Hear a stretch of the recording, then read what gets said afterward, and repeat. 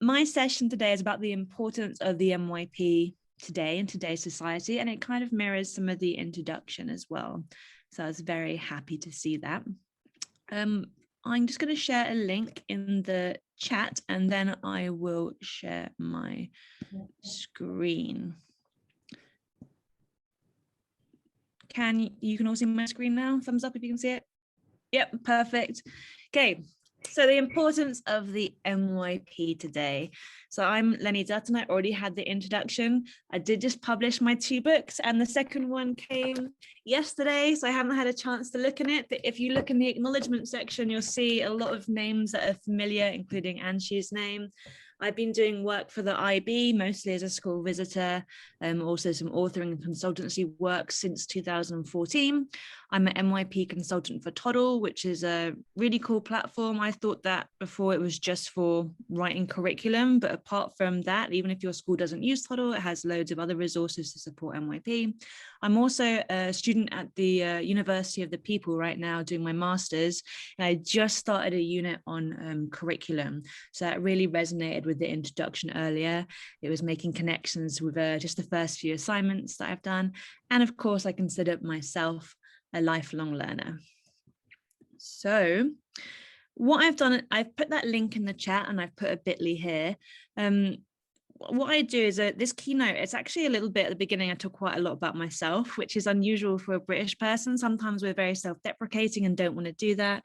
I really use this experience of preparing for the keynote as a reflective experience. And so I've made this template where you can also record your own reflections as we go. You can, of course, just write reflections on paper or write them down nowhere. And you can, of course, go back to this template after the session.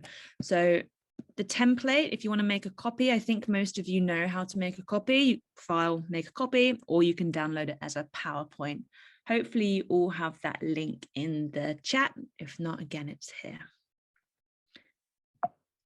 So moving on, this is me on my first day of school, still dressing pretty much the same way I dress now. This was a school I was only at for a few weeks. My mum took me out because she didn't like the parents. She thought they was too snobby and too middle class for her. I don't know, I think it was probably a fine school.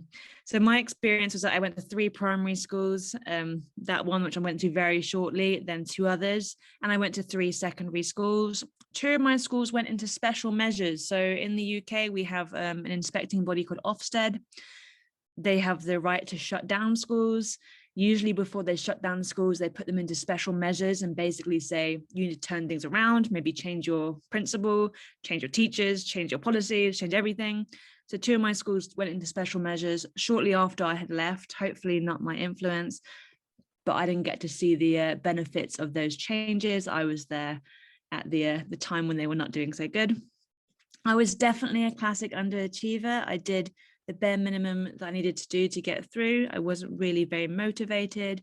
I think I got for my GCSEs 3 A's, 3 B's and 3 C's. I should have got way more than that A stars, but I really was not motivated. I was almost expelled. In fact, I was expelled, and then my mum basically cried and taught my way back into school. It was because of limited attendance and disruptive behavior. So I'm really painting this picture, this horrible little brat, but I loved learning. I just hated school. So I loved going to museums, reading books, debating with my friends, going on political marches. I was really engaged with thinking and learning, but my school was not the place for that. So what turned this into this? So my experience was that nothing I cared about was really brought into the classroom. Some of that is because often we had, a textbook. The textbook might be 10 years old. It wasn't always relevant, but also there were a lot of laws at the time that you couldn't bring certain things into the classroom. So for example, until I think a year after I graduated, LGBTQ issues were not allowed to be discussed in schools at all. That was completely illegal. I'm 34, so when I was at school, we were going to war of Iraq. We were not allowed to talk about that at all. All these things were forbidden from the classroom, and I think teachers were very afraid to talk about them. This meant that nothing seemed relevant or useful. It seemed something very abstract or a list of names and facts I needed to know, but actually would never use. There's really that focus on learning things off by heart. So I didn't do history GCSE. GCSE is age 16. I did do it A level because it was learning dates, names, figures, formulas, etc. off by heart. And I am not very good at that. If it is about concepts, if it is about big topics and key issues, I would have loved it. But I chose not to do history at that time because of that reason.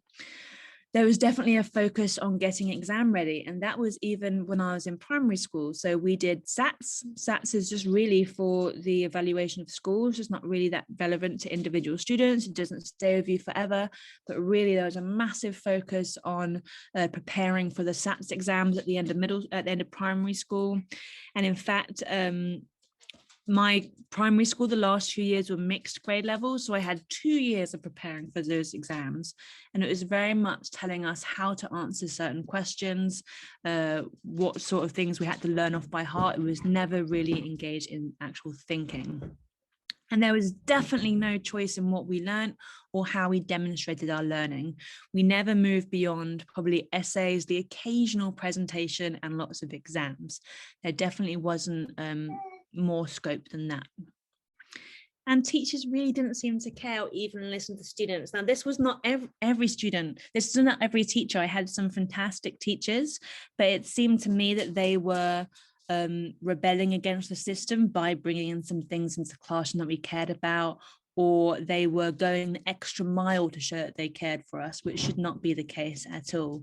In a good system, you know, all these things would be there. And the school had many rules that seemed to have no purpose. So in my school, for example, the girls had to wear these very expensive uniforms, and they had to wear skirts. Boys didn't have to wear that. We had certain rules about lining up on one side of the hallway. And for me, I was very rebellious against these and fought against many of these rules. They also seemed to favor students who had more money or support at home. So students who could have a tutor, students who had help with their homework, students who were able to go home after school at 3 o'clock and not have to stay for aftercare. And so these are all the things that made me this miserable girl that you see on the right. Oh, and obedience was valued and debate was discouraged. So I believe that many people like myself hated their school experience. And so we go into teaching to give students a different experience, to give people what we didn't have. But there's also people who had a very, very positive experience. They love their school time and then they emulate that. So definitely reflect on that. What was your school experience? What did you love? What did you hate? Maybe there's bits of both. And what are you mirroring or making sure not to mirror as a teacher? So I see this all the time, you know, on these cheesy posters or infographics on Pinterest. Be the teacher you needed when you were younger. I love that. I also see be the person your dog thinks you are, which is very similar to me. So now we're going to go on to not just thinking about what the individual needs, but what does the world need? So what state is the world in today, and why do we need the MYP? The following slides are from a resource I use very often. It's The Guardian's Photos of the Week. Every week they post around 20 photographs, really beautiful photographs summing up what's happening. Sometimes they're beautiful, sometimes it's Olympic celebrations, but more often than not, they are quite depressing. So I'll show you some of these.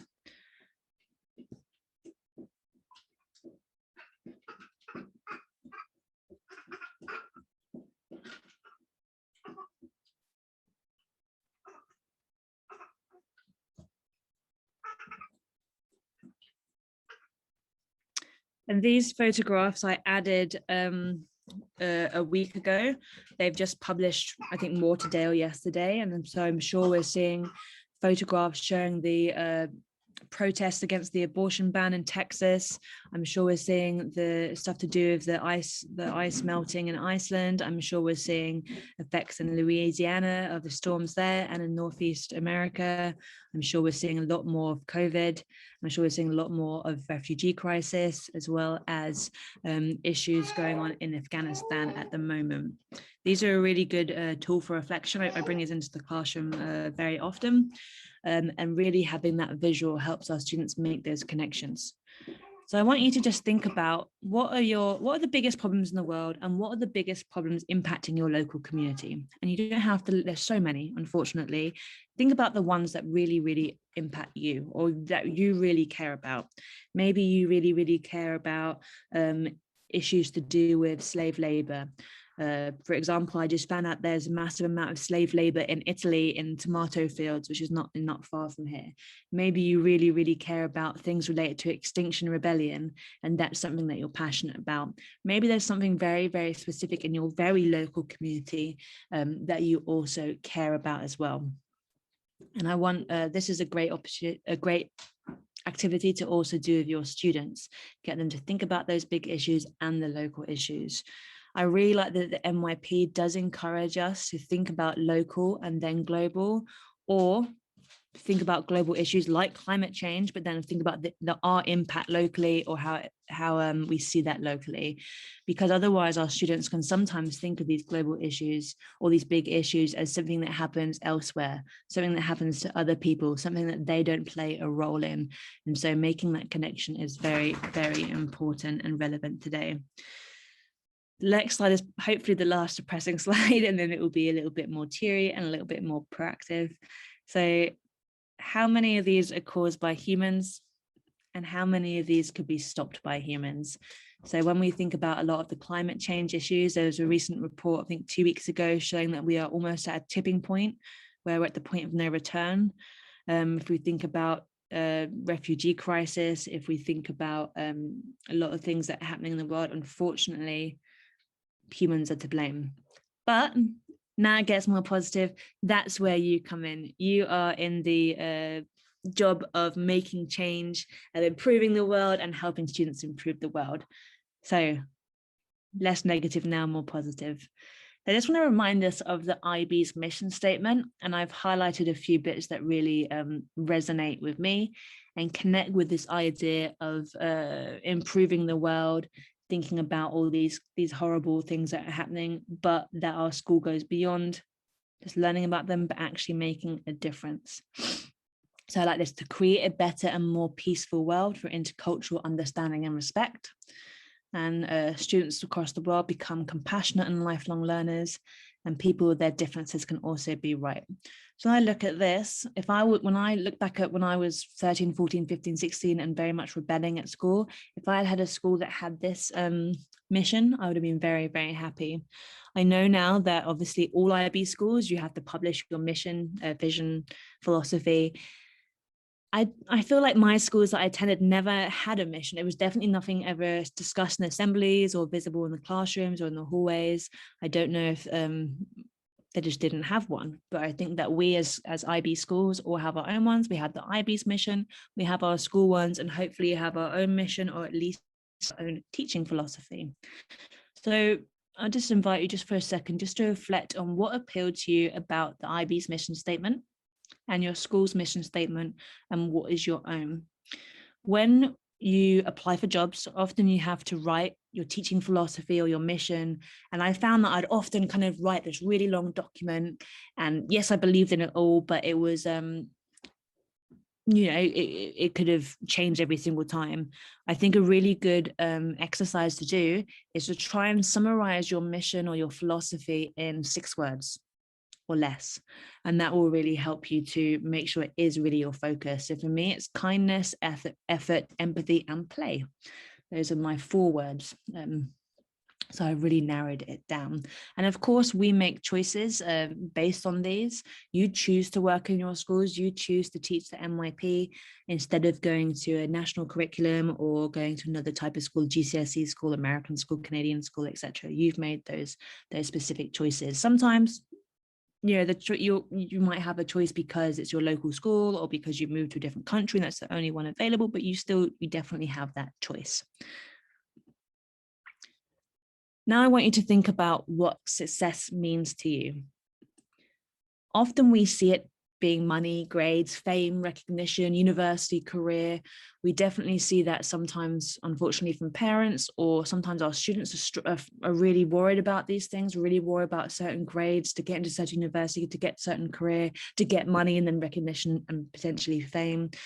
These can really, really, really be something they focus on. But I think it goes beyond that. We want our students to be happy. We want them to be personally successful. We want them to be feeling that they're part of society.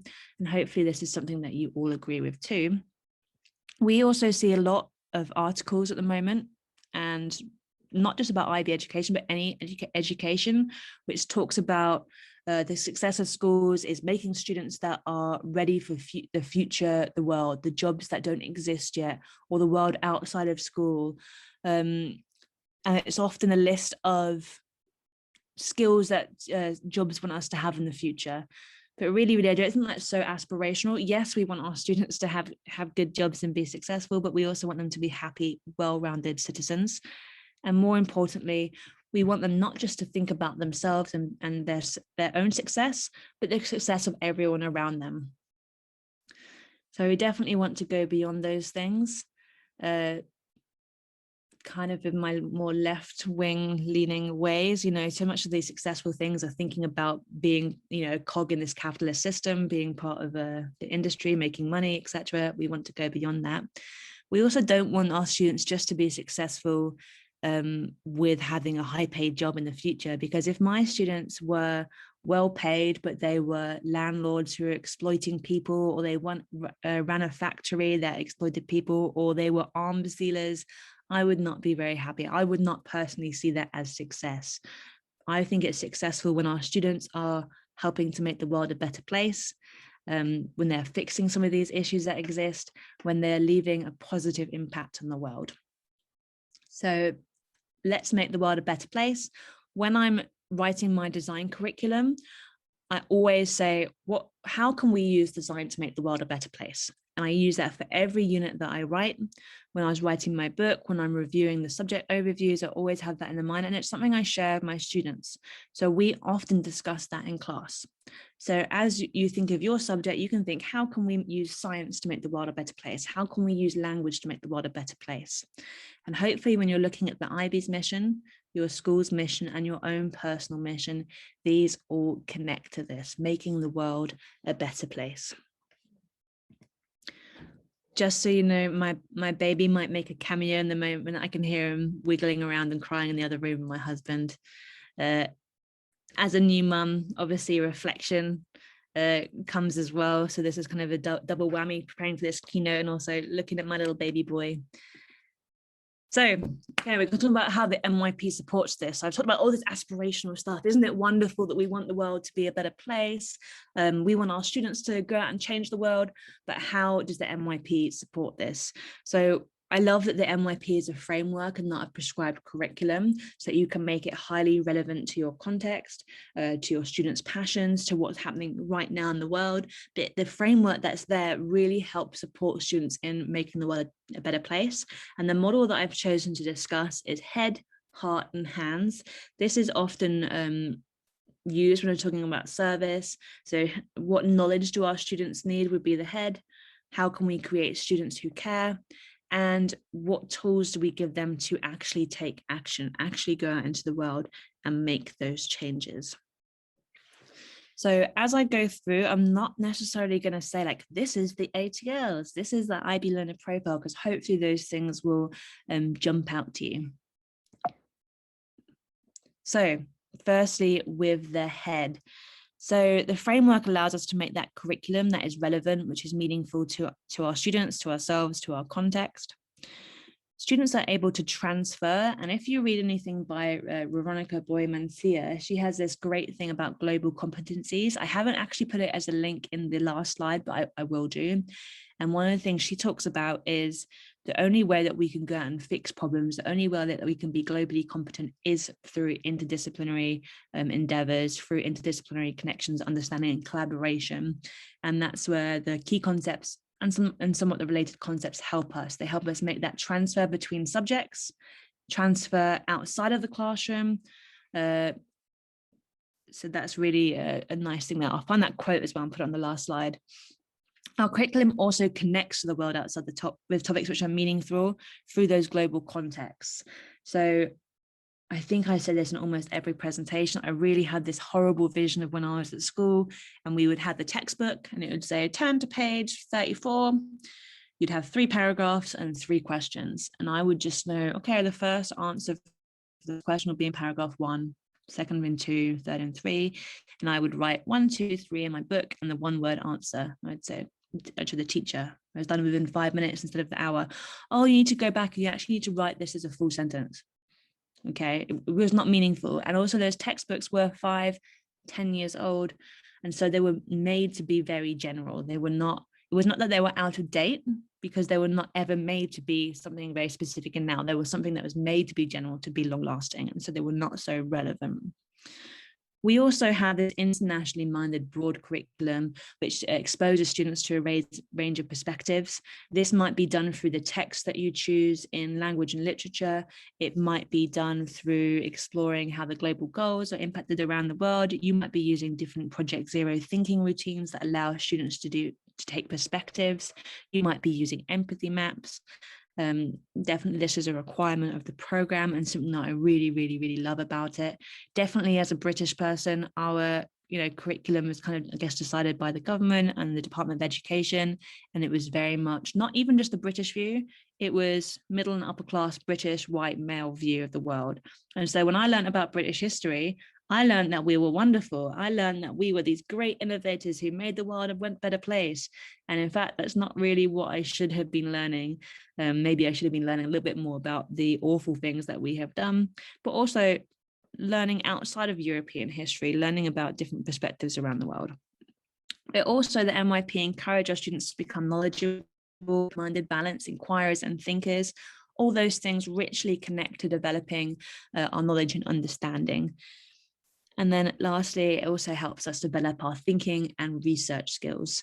So they're not just learning things off by heart, they're not getting that surface, superficial level of knowledge. It's actually the knowledge and understanding and skills of the thinker that they're developing. So the heart, the NYP, as I said, exposes students to a range of perspectives, including many local and global issues.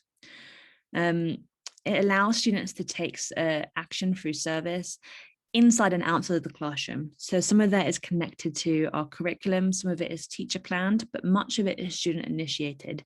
And that can happen where students take action can happen through things that we plan. It can happen through one-off events. It can happen through clubs. There's many, many ways. And yes, some schools do resort to using bake sales quite often, but we see lots of different fabulous examples of students taking action, volunteering, raising money, raising awareness, including that beautiful song that we saw at the beginning. The NYP also allows students to pursue their passion and areas of interest through inquiry-based learning and through the different projects. When I first heard about the IB, when I was working in a British state school, kind of hating the British state school, but loving my students, what drove me to want to work in an IB school was hearing about the personal project. That was a thing that was like, wow, if I had had that at school, I would have loved it.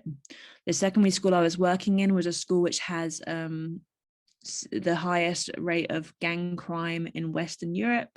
We had 2/3 students with special educational needs, and I work mostly with the internal exclusion unit. So in the UK, there's a lot of statistics that if you expel students, they have a lot higher rate of suicide, of going to prison, etc. So we had this internal unit where we didn't want to expel them, but we had to work with groups of maybe 5 or 6 kids at a time who had severe behavioural difficulties. And they would have loved the personal project. If they had had something that could pursue their own interest and that they could show their learning in a way that they chose, they would have been very, very successful. And so In the UK now, a lot of these state schools, a lot of these academy schools are starting to adopt the MYP, something that didn't happen before. It was just the private international schools. Now the state schools are adopting the MYP. So I feel a slow tug of going back because of this, this aspirational element of the projects. It also encourages our students to become caring, principled, and reflective, again, connecting to the heart. It encourages them to develop their social collaboration skills. And of course, it helps them develop as internationally minded individuals. Lastly, the hands. It allows us to move beyond essays, exams, and presentations through to authentic, meaningful assessment. Yes, there are many schools that are MYP that are still focusing on essays, exams, and presentations, but we also see examples of students making 3D designs of playgrounds for the local community, or preparing podcasts, or making songs to raise awareness of climate change. We definitely see students being able to show their learning in many, many more ways. They also follow their passions, as I said before. It's kind of like a Venn diagram between these three. Some of these, I think, cover both areas. They get to take action inside and outside of the classroom, develops their approaches to learning which support them in taking action. And then, of course, it helps them be principled communicators and risk takers. And it really helps our students to serve the local community. I think that's definitely something that MYP schools do well at. Again, yes, there are kids just doing bake sales to raise money for people who are far away, but we also see a lot of direct action in our communities. So hopefully, looking at those things, you see some of these features of the MYP. So the project, services, action, global context, approaches to learning, inquiry, the concepts, and the IB learning profile. So yes, we get this opportunity to write a rich curriculum within it, but this framework provides all those things needed to help students take action to make the world a better place. So I will tell you on the last page, I have 2 direct links, particularly about curriculum. One is UNESCO, and the other one is a reflective document by Eisner, which gets us to really look at our curriculum and the value of it. So imagine if everyone had a good quality IB education. Obviously, this is projecting that. Imagine that every student was a Noida pathway student. They had that rich opportunity to have a proper IB education. What would it be like if all leaders, politicians, business owners, etc., everyone who has some power fulfills the IB's mission? And really, if we had the IB's mission, then everyone would have some power and be a change maker. So imagine how different the world would be if everyone fulfilled the IB's mission. Now, when you reflect on this, I really want you to think in that aspirational way. No school is doing the IB or the MYP perfectly. Every school is growing, just as our students are growing. We all have this growth mindset. We all have limitations because of COVID, because we're learning online, or because we have so many preps, or because we're very heavily timetabled. But again, envision if the world had this beautiful, perfect IB program. So I'm going to get you to reflect on these 4 questions, I believe. So what different perspectives and issues do students learn about in your classroom? How are students encouraged to follow their own interests? How do you help students in developing those useful skills and international mindset? And what opportunities do you give students to make a difference? If we reflect on these questions, this really connects to everything I have mentioned earlier. These questions to me really sum up how we can make the world a better place, how we can support our students in doing that. Not only how we can make the world a better place for our individual students, looking back at miserable 13, 14, 15-year-old me in that horrible photograph earlier, but thinking about how they in turn can make the world a better place. So a reminder of be the teacher you needed when you were younger. On the last slide, I do want to just again show these 2. And now I've built in some time for Q&A. So what I will do is I'll stop sharing and we can go back to our screens. And I don't know if the moderators want to run this. I don't know if we have the raise the hand feature. So if anyone has any questions or anything they'd like to share, please raise your hand. I can't see the raise your hand. Maybe it's not there. Raise the raise your hand feature is there, right? Yeah. Okay. So if anyone has any, hopefully some people have some questions. Otherwise, we're going to be short. Anshu, what questions do you have, or what do you want to? Maybe you can share some more cool things that you're doing at Pathways beyond that song, because I know that you're doing so much. Yeah, so Lenny, I really love this idea of 3H. I think it gives an idea for us educators to review whatever we are doing in terms of impact of that on our students. Because a lot of time we might really take 1H in our mind and not all three. So because it's inspired by maybe at times knowledge and not heart, or at times it's just heart and there is no knowledge. I think this is something which I felt I'm going to take away, and kind of whatever we do in terms of looking at strategies, we review through this lens. I think they're kind of useless if you don't have all three. I mean, it's nice to have the knowledge and also care, but like, what's the point? Oh yeah, I feel really bad for this thing that's happening in the world. See ya. Like, you need to be doing the action as well. I think almost the way that it's laid out, head, heart, and hands, is almost like many schools are doing the head part. They're doing the knowledge. Yeah. Maybe they're still doing just the British style curriculum or very prescribed curriculum. The first step to become a bit more internationally minded is to make the curriculum a bit more diverse, is to bring in more perspectives, is to bring in more choice. And then through that, then you can bring in the heart, you can get people to care. And then when they care, that's when you want them to take action. And having that heart piece is really important, because if we just we make them take action or make them volunteer or make them do something without actually caring, then that's no good either. I'm just trying to find my presentation again. For some reason, it showed my other Chrome, and I will share the link directly in the chat, because a few people are asking. I also wanted to ask you, Lenny, because you're here and I know you have been doing a lot of work in the area of how you make everything seem authentic to children. So especially I'm going to the idea of local and global.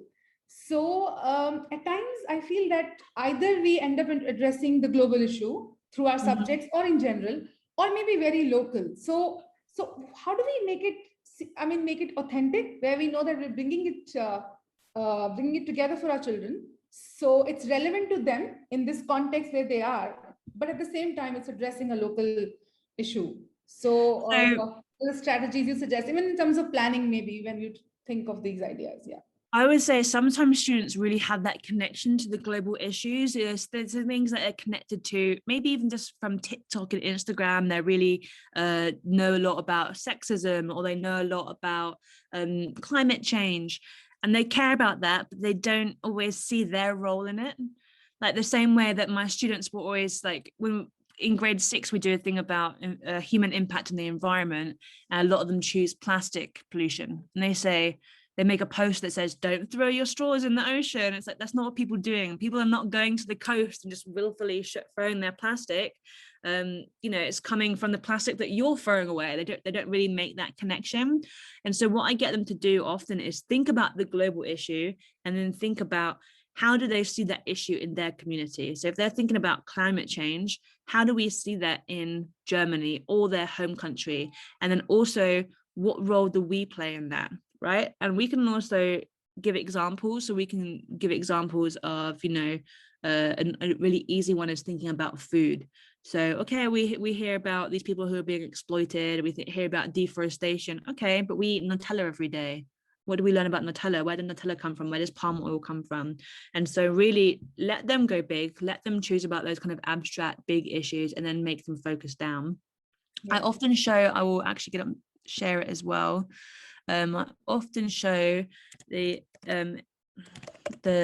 Sustainable Development Goals map.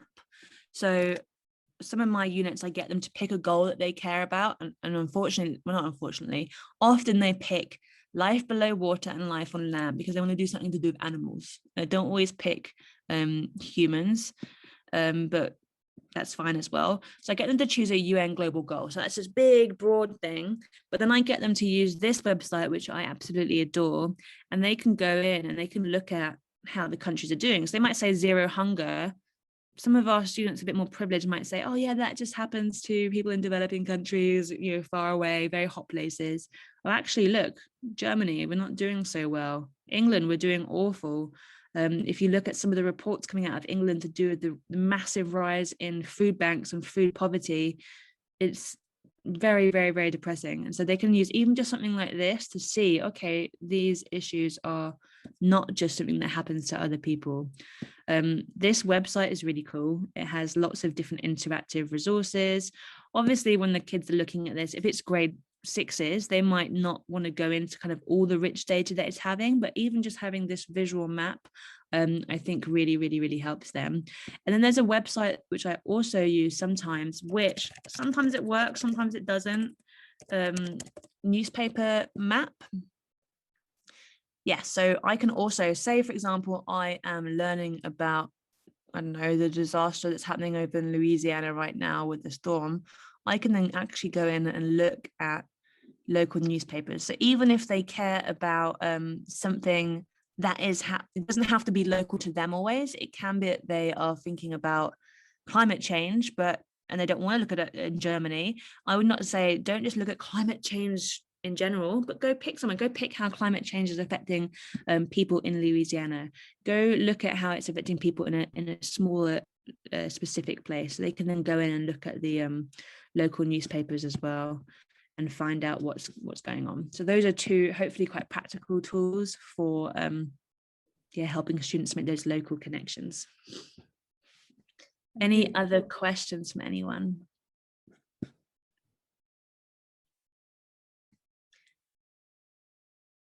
That means that I answered everything and you're all good to go. Hopefully it was useful. I can see lots of people writing in the chat. Maybe people are shy to speak up. Hopefully the reflective piece was useful. Some of those little things, like just thinking about what global issues and local issues you care about, you could do that singular exercise at a staff meeting, or you could get your students just to do that as a warm-up or an exit ticket even. Some of these you can take away with you. I do want to really want to show off those two resources again, just in the last bit. So as I said, I'm doing this Masters of Education with University People. If anyone wants to ask me questions about it, send me a message. It's really, really fantastic. It's a lot of work. Like each week there's like 4 assignments and a lot of readings, but it's everything I do. I'm like, yes, so good. This was written about 20 years ago. Really, really, really good resource. And a lot of it, he's asking these unanswered questions. So he asked things like, what are the consequences of the approach? Okay, let me go down a little bit further. Why do we not have parents more engaged in student education? What if we valued something more than exams? Lots of unanswered questions that you could go in and answer yourself. And then if we go to the UNESCO one, it's focusing on the goal of quality education. But when the students first look at this goal, or when I first look at this goal, it's like, oh yeah, quality education as a UN global goal means that students around the world have access to school instead of having to go to work when they're 11. But actually, it dives in so much more than that. It's talking about differentiation in the classroom. It's talking about global issues and different perspectives. So this is a really, really fantastic report, which I definitely recommend everyone to read if you're not tired and exhausted by all the reflection I've already got you to do.